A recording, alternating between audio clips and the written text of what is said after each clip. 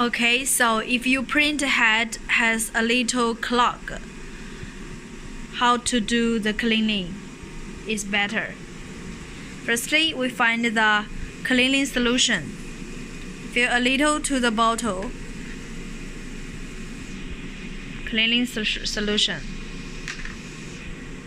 And then we move the print head out to the middle.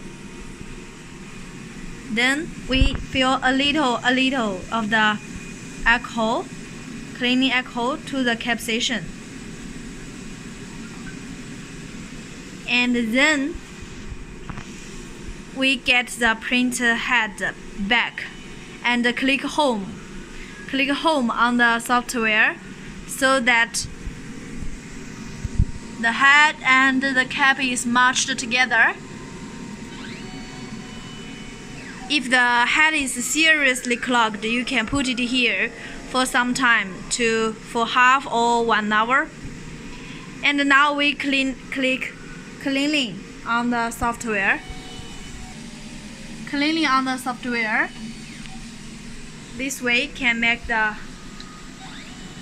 head is better cleaned.